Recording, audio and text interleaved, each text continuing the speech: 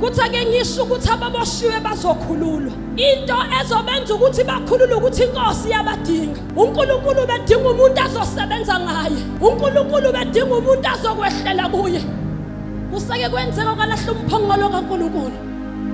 Wasusa umphongolo kaNkulunkulu waduka wantshontshwa.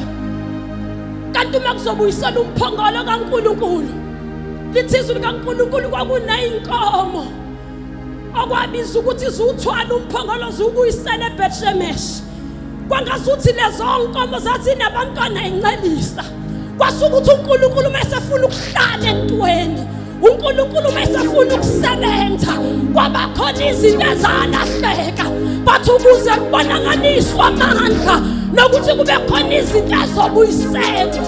Ziningi izinto ezisilahlekele. Angikhathaliseki noma ngabe isitha besikubophile. Kunezinto obungakwazi ukuzenza ngenxa yokuthi wena ububoshiwe, kodwa wazi kwafika uNkulunkulu uvumela ukuqaqwa. uNkulunkulu akamkhulula umuntu, kanti ayikho into azoyenza ngayo. Angathi sisesikhaleni sokudingwa inkosi, sisesikhaleni sokudingwa uNkulunkulu. Kunabantu ekumele bathukulule baqaqwe, kunabantu ekumele bakhululwe ukuze bathwale icebo likaNkulunkulu. Kodwa kudingwa laba abazophokophelela. Noma izililo singasho, kodwa sibe sabheke emuva. Iyodwa into esiyikhalelayo ukuyiselwa kwezinto zikaNkulunkulu kwiposition. uNkulunkulu udinga abantu azohlala kubo ukuze uNkulunkulu adunyiswe, ukuze uNkulunkulu abonakale ezizweni, ukuze uNkulunkulu avelele emhlabeni wonke. uNkulunkulu akakwazi ukuvelela kanti akekho umuntu obuthwele, kanti akekho umuntu ohleli kuye. uNkulunkulu kuzavela abonakaliswe semandleni. Njothi namhlanje vumelana noma isiphi isimo uNkulunkulu akufaka kuso, vumelana noma ikuphi uNkulunkulu akukhulumayo kuwe, lokho uNkulunkulu athi kwenze. As long ngisho uNkulunkulu akakazi uNkulunkulu amlande umuntu kanti akanalo icebo lakhe ukuthi inkosi yasidinga. Kunabantu abazohlala bahambe noNkulunkulu, kunabantu abazokhuluma indaba ezimnandi, kunabantu abazothandaza, kunabantu abazoprofetha, kunabantu abazoshumayela. Kodwa into eyodwa ezokwenzeka, lalela masebekaqiwe, uNkulunkulu uzohlala kubo.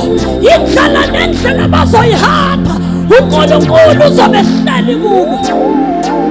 Kunabantu uNkulunkulu azobagcwalisa. Naloyo mbona ngathi uhlulekile endleleni, lalela uNkulunkulu umdinga njalo. Noma ungazubheka ukuthi akusophinde kwenzakale lutho, kodwa ngifuna ukukutshela namhlanje ukuthi inkosi iyakudinga. Inkosi ibidinga wena nawe. Akuyivumele le process. uNkulunkulu uzokudala ngekho kwenze kube khona. Akuvumele ukuhamba uhambo noNkulunkulu. Wazi kwafika uJesu, ngifuna ukukutshela ukuthi izinto zonke ziyakhululwa. Akukho kungenzeki kuboka Kristu. Ingoba uNkulunkulu nomusa uzokhulula kuloko kuboshwa kwakho. Bakhona bazosala bebuzana ukuthi kanjani, kodwa uNkulunkulu njalo. uNkulunkulu akakhethi ibala lamuntu. Omunye ubengabukeka ngamehlo akuthandeka okanye nongokwenza kangcono, kodwa ngathi uNkulunkulu usidinga sonke.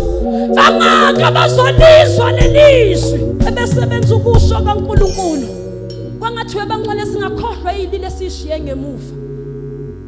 Kwangathiwe bangcwele singamfuna uNkulunkulu. Kwangathi besingambheka inkosi nomsindisi kithi. Omunye angashawa na izinto ekade zimbophile ezibophe yena. Ngifuna ukukutshela ukuthi namhlanje webangcwele zikhululeni nina.